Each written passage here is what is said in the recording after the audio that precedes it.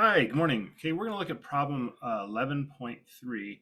This is the whole problem with when you have a matrix inverse and we're looking at the stimulus response from a matrix inverse. It's kind of a fun ability to mess with. And so looking at here, we have the following system of equations is designed to determine the concentrations in a series of coupled reactors. So basically you have this three equations and three unknowns. We're going to use the inverse function to find the matrix inverse. We're going to use that to determine what the concentrations are, C1, C2, C3. And then we're going to turn around and mess around and say, hey, if we want to change one of them by a little bit, how much effect does it have on the other, and so on. So we're going to kind of walk through this. And so I set up some of it already in MATLAB just so I don't have to keep on typing things. So here's problem 11.3. Cleared my memory. This is just a habit that I'm into that I would strongly encourage. Clear everything, close everything, and clear the screen so nothing is floating around from the previous time you tried it.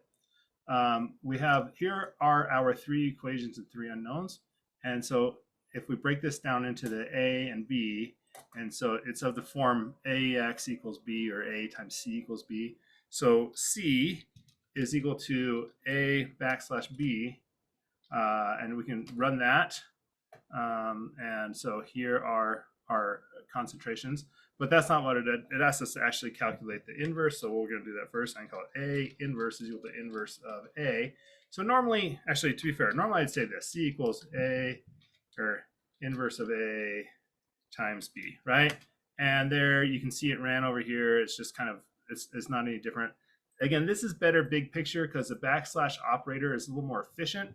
At the worst, it does the same as the inverse operation, but MATLAB has, well, look at that, it has a new thing. It can be slower and less accurate. It can use, yeah, there you go. That's a new functionality.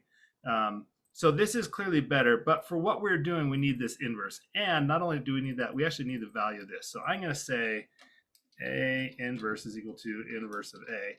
The reason I'm doing that, and then I'm going to say C equals that new variable, A inverse times B. And you're going to see over here, I ran it. It doesn't look like it ran. Here, I'll clear that just so you can see. I ran this, boom, it's the same equation. So that's unexciting. So that we just did use the inverse function to define the matrix inverse. So we have the matrix inverse of A, and we use that to determine the solution. So we have B. So up to here, there's no reason to do it this way. You'd normally do it the other way, but this is where things get interesting. We want to determine how much the rate of mass input to reactor 3 must be increased to induce a 10 gram per meter cubed rise in the concentration of reactor 1. Okay, so we're looking at this part right here, part C. Okay, this is one of those things that I personally can't envision it without writing it down. So here's what we're going to do. I'm going to share my other screen. I'm just going to stop sharing for a second, and then I'm going to share my other screen, and I'm going to do some stuff on paper, if you will. So here's my little white screen. So what we have is we have this whole concept of basically AX equals B, right? So in this case, X is C, so A times C equals B. And so the way you do this is you pre-multiply, right? And then A inverse. So C is equal to A inverse times B. So that's what we just got, and so we have our answers. So, but I'm going to write this out. This is a 3 by 3 matrix, so I'm going to write this out like this: C1, C2, and C3 is equal to.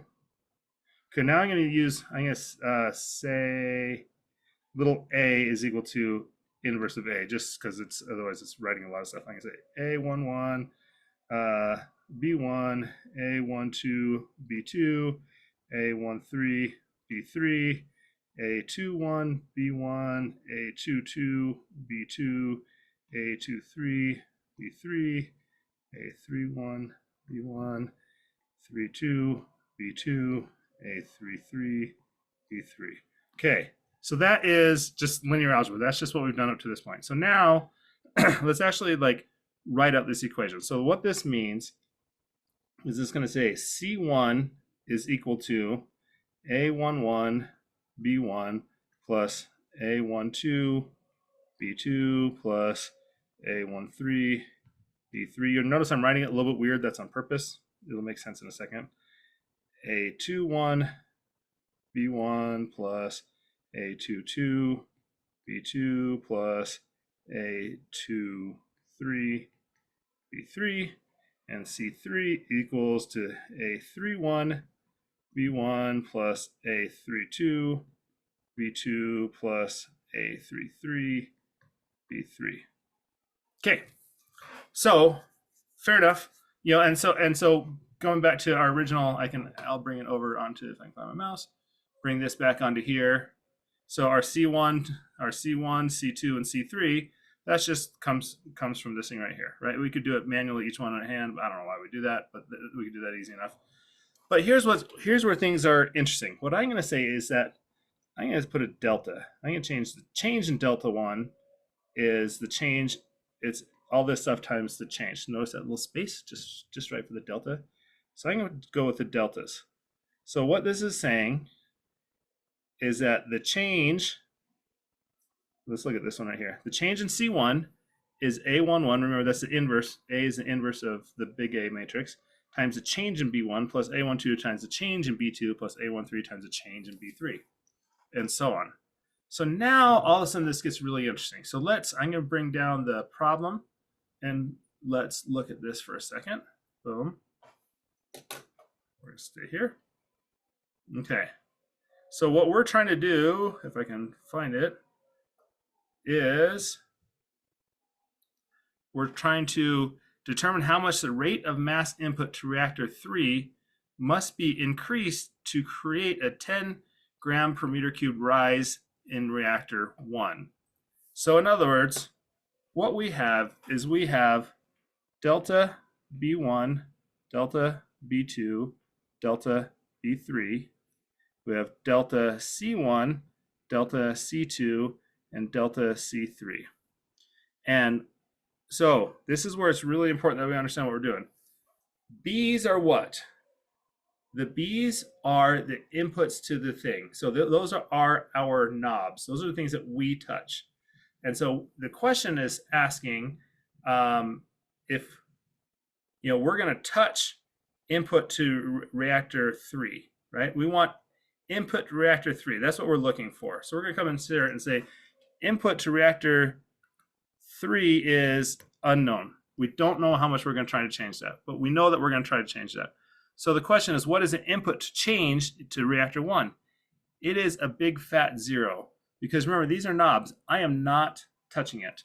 I'm touching number 3, but I'm not touching 1 or 2. So those, we are not changing the input to 1 or 2.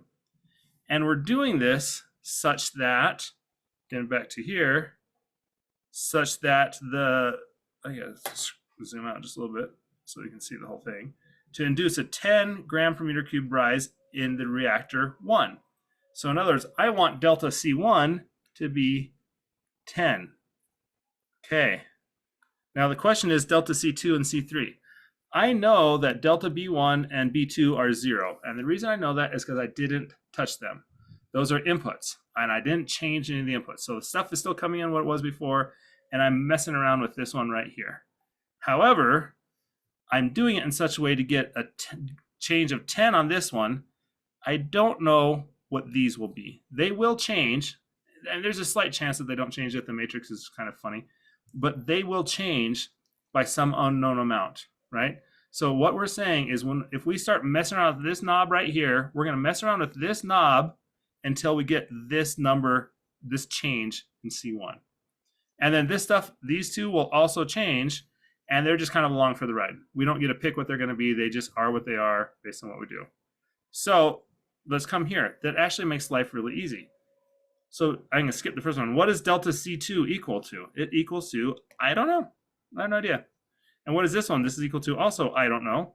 This one, however, is equal to 10. I'm doing this so that it's equal to 10. Because again, that's what I'm saying is when delta C1 is equal to 10. Okay. So now I have one equation that I can kind of is a little bit useful to me. But look at this. Delta B1, how much did I change that?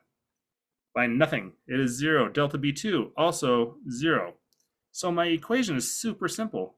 A13 times delta B3 is equal to 10. And since I'm looking for that delta B3, so delta B3 is equal to 10 divided by A13. So I need to change the input to number 3 by 10 over A13, which again, I don't know what it is offhand, to get the reactor 1 to change by 10. So let's go and see if that works. So I'm going to switch screens again, share and share, go back to this one. Okay, so just for giggles, I'm actually going to show this because I don't know why not. So what I'm saying is delta B 3 is equal to 10 over A inverse of 1 comma 3. Okay, so here's the delta, the A inverse, which is just kind of what it is, and it's the inverse. So it's saying that I need to change B3 by 804 in order to change C1 by 10. Okay, so how do I, so that is my answer technically to, if I can bring up the problem again, that is my answer to this. How much must the rate of change? Boom. But let's actually make sure that that works, because that's like, okay, yay, but do I really trust it? So how do we figure that out? Here's what I'm going to do. I'm going to do this. I'm going to say delta B is equal to 0, 0, 0. So in other words, I'm saying that here's my B's. I'm going to initialize them all to 0. And then I'm going to say the third one is that new number, right? So I'll show off that delta B. So I'm saying I'm changing the first one by nothing, the second one by nothing, and the third one by 804. Okay, fair enough. But what do I need to do? I need to go through and figure out this with my new B. So I need to define my new B. Well, like I say, my new B is equal to B plus delta B. That's like the definition of delta B, right? It's the difference. If you were looking at this the other way, B would be new B minus delta B. Or delta B would be B minus new B minus B, right? It's just, that's the definition of change. So now I have a new B. So let's just look at that real quick. So I was originally giving, I'll unsuppress this as well, getting all sorts of stuff on the screen. Actually, I can go ahead and comment, suppress that and that, just so I don't have as much stuff on the screen. Right, so initially I had 4,000 coming in on the first one, 1,500 coming on the second one, 2,400 coming on the next one, and it gave me this answer. I'm going to change the first and second by nothing, but the third one by this amount. And that means that my new B is going to be, again, 4,000, 1,500, because I haven't changed anything. But now it's 2,400 plus 804. So that's what that new value is. And then I'm going to say my new C is equal to, a little c, I guess, is equal to A, if I can spell, A inverse, wow, my hands are on the wrong spot, inverse times new B. Okay, I'm going to give that, and you're going to go, way, I don't know, did that work? So what were we supposed to do? Remember, what we were being asked to do is we're saying, how much do we change input to reactor 3 to make reactor 1 go up by 10? Well, reactor 1 was 339, and now it is 349. Just for giggles, since it seems kind of silly to have to do this in your head since we have a computer in front of us, let's do a delta C is equal to new C minus C. And we will get that, apparently I have to be consistent with my case. Boom, there you go. So I had a change in the first one of 10. I also had a change in the second one of 25.8 and the last one by 72.5. So again, the other ones are going to change. I don't get to adjust one without the other ones having effect. But I was messing with the third input. So I was messing with this input, and I had to change it by this amount to make it change, to make the first output change by 10. And that's what we're dealing with. Now that is part C. Now part D is kind of the same thing. How much will the concentration in reactor 3 be reduced if the mass input to reactors 1 and 2 is reduced by 500 and 250 respectively? So let's go back to the other screen. I know there's a better way to do this. I just don't know how. There we go. So here's our other screen. I'm going to erase this stuff that is not consistent. I gotta love digital. Sometimes life is a lot easier.